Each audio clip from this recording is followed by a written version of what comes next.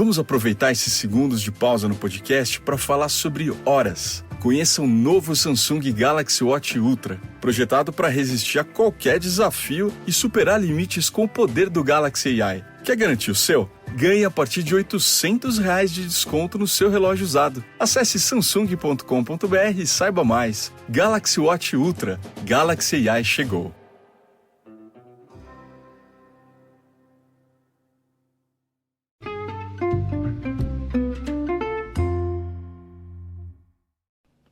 Hi everybody, and welcome to the Dr. Psych Mom Show.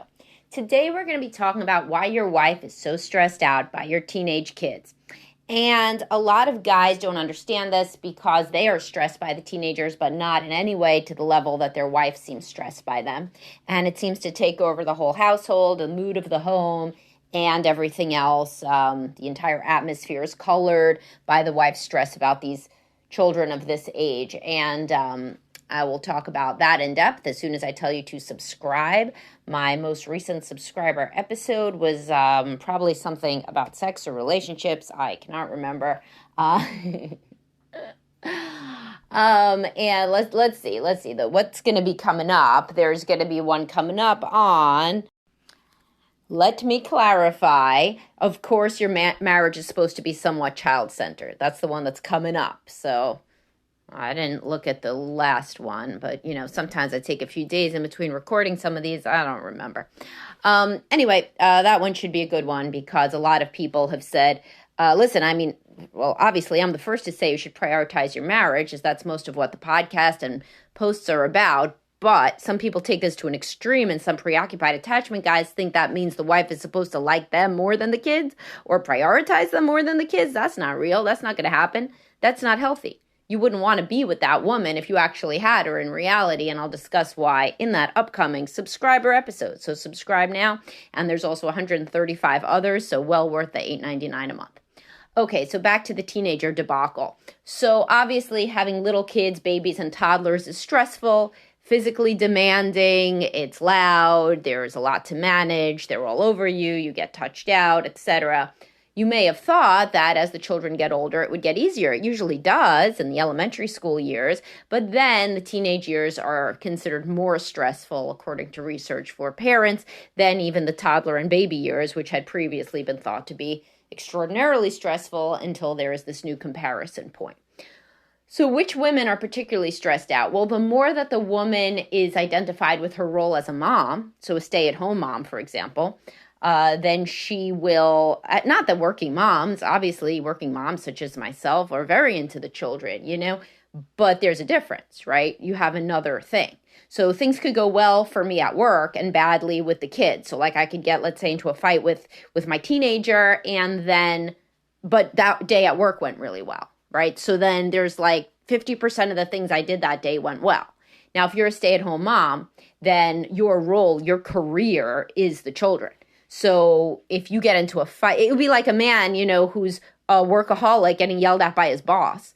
That day's going to suck, man. Nothing's pulling you out of that hole. Well, it's the same. The more time and energy and the more of your self-concept you allot to the role of mother, then the more you're going to be upset by things happening with the children.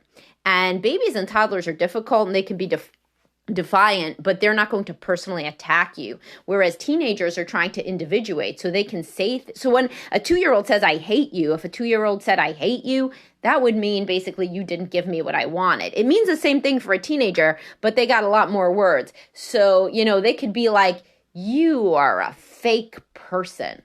That's something like that. Some of them say, like, you are a hypocrite, they say. You don't have the right values or something like a teenager can say to a parent.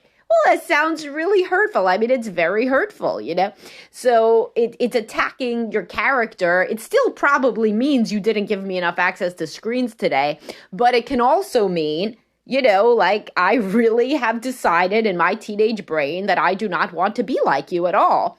It's interesting when you go back, I've talked about the show My So-Called Life and how I used it previously as an example when I did my podcast, it was called Adults Used to Have Sex. And I talked about how when rewatching some of the shows from my youth with my children, such as My So-Called Life or Dawson's Creek, it was so interesting because when you compare those two, for example, the teenage show Never Have I Ever, which was really kind of supposed to be like My So-Called Life, I believe. But the mother in Never Have I Ever, that was in current times, she never had sex. She was a widow and she never had sex. She kissed a guy once. Whereas, and she wasn't even supposed to be dating or anything. Whereas in My So-Called Life, the people were having sex constantly. The married couple was having sex. They were having trouble, Angela's parents, the protagonist's parents, and they were still having sex. It was understood that people have sex, that adults have sex. Well, also, if you go back and you watch those things from the perspective of the parents instead of the perspective of the teenage child, then you could see that it was a very stressful time. Angela's always getting into trouble. The friends are getting drunk. These are irrevocable problems that the child could have, getting pregnant, getting into a car accident, drunk driving, running with the wrong crowd, violent things happening. So this is a large source of worry for parents. If your wife, and women have higher rates of anxiety and depression than men, if your wife struggles with anxiety, the idea of a teenage child doing something that cannot be fixed or solved and will put them on the wrong path forever, that's a big thing that keeps her up at night. So if you are, as a man, do not struggle with anxiety, then you have no idea how much she thinks about this. I follow various pages that are suggested to me in Facebook, and one of them is this moms of teenagers thing, and I think I've mentioned this before because I find it so interesting. And you should always look at your wife's feed, the stuff she gets, and she should look at yours. This can help people understand each other. She's getting things in her feed like this Mothers of Teenage Kids thing, I forget what it's called, and the woman is always grieving her children growing up and feeling all this self-doubt about how she is with them and feeling just so torn and complicated about their growing up and being independent versus not, and what they used to be like, and mourning their childhood. I mean, probably struggles with depression or anxiety, but this is representative of the sorts of things that your wife is seeing come up in her feed and the way that more sensitive, anxious, and depressive women view the teenage years. Also, I've talked about the young mother stage, and why in the podcast, why does your wife get so sad about the kids growing up? That's another reason. You're dealing with a teenage child at this, and they're stressful to deal with, as I'm discussing. But also, they used to be like a cute little baby. And so you're mourning the loss of that child and then subsequent iterations of the child, like the 8-year-old that loved Disney World and the 10-year-old that still liked to cuddle. And now they've been replaced by this child that just grunts and doesn't really want to hang out and, prioritizes their friends over anything related to you or the family, that doesn't really remember to ask about you ever because of adolescent narcissism. And speaking of which, adolescent narcissism is developmentally normal. It means they become very self-centered. That's why they're always looking in the mirror and obsessing about their friends and their drama and their promposal or what have you. But if your wife had a narcissistic parent, then this is going to trigger her a lot. She's going to feel basically like she's back at home without being able to verbalize that or possibly being able to verbalize that. So if you have a self-centered parent in your history, then definitely you are going to be triggered by the narcissism of anybody that you interact with, even if it's developmentally appropriate, such as that of an adolescent that is only concerned about themselves. So if you try to understand some of this stuff more in depth, then it can allow you to have more empathy with your wife. Your wife is basically in mourning. She is grieving the loss of the babies, the loss of her identity as a mother who knew what she was doing, because very few mothers of teenagers feel like they know what they're doing. Unless, God just smiled on you and you have world's most wonderful, sweetest, most loving and caring and responsible kid, then, you feel like, where did I fuck up? Like along the way, because they're being disrespectful or they're difficult or they're not focusing on school or whatever. It's very hard not to take this personally. Again, as I said, if more of your identity is around being a mother, such as if you were a stay-at-home mother, then many stay-at-home mothers, when they have teenage kids, honestly feel like, why the hell did I do this? They're not even grateful. They're not even appreciative. They kind of act like assholes, and I've devoted my entire life to them. So, that is something that is a taboo thing to say, because you're always supposed to say, oh, I'm so glad I had the time with my kids. But a lot of people say, it's in therapy where you could say anything you want. You know what? Maybe I'm not so glad. Fuck them, like they're acting like assholes now. So, for you to deeply understand your wife's perspective is hard for a lot of men because they've had work as their primary identity all throughout. Although being a father, of course, is obviously super important. Men can be wonderful fathers, but rarely, and it's going to change, as I say frequently, if there's more stay-at-home dads, then they will feel the way that these women feel, As, why did I maybe focus so much is a common way to feel when you feel unappreciated or treated badly, which is common in the way that teenagers talk to their parents, makes the parent feel unappreciated, taken for granted, etc. Another thing of why your wife may be feeling so bad, again, this is all to promote empathy. And if you're saying, well, what's the solution? There's no solution to your wife feeling bad. Maybe your wife could get into therapy. That's a your wife thing. Your job is to empathize and to understand it's not about you. Like there's no world in which some bad shit happens with your teenage kid and your wife just like focuses on having sex with you. Like that just doesn't happen. That's like not even real, like to even think that would happen is just like, you might as well be believing in the tooth fairy. Like if your wife gets a call from a teenage kid that is like, failing out of some class. Oh my God, mom, like I got, I failed this class and I don't know why. And I'm going to, talk to the teacher, but I don't know what happened. And maybe it's because I cut a whole bunch of times, but I don't really know. What, you think you're getting laid that day? Fuck no. Like, definitely not. Her stress level is through the roof. Many guys are like, all right, cool. That sucks. And I'm going to talk to that kid about it. And I can't believe why his head is up his ass so far. But of course, this isn't going to impact my day-to-day functioning at all. But with their wife, it's as though, a car accident happened. So to understand this in and of itself is like a major, major step for many parents. Now, also, the men think of the teenagers leaving as the light at the end of the tunnel sometimes. Yeah, I'm going to miss my kid, but honestly, this has been a bad time. It's been very stressful. We got one more, and then we'd be empty nesters. We could do what we want. We could travel. This goes into my podcast about when you got different expectations for the empty nester years, which you guys should listen to. And the wife is often not thinking like that. Or if she does, she feels it makes her a bad mother. So then she feels very guilty about thinking like that. And she doesn't want to do it. So she does not want to look forward to the kids leaving the house because it makes her feel bad. And also, in marriages which are not working well, which many of you have if you're listening to this podcast. Some of you are listening for enrichment, but some of you are listening because there's a problem. And if you've not been close, then often the woman is very, very focused on the children to hang out with and stuff. They are who she loves to spend time with.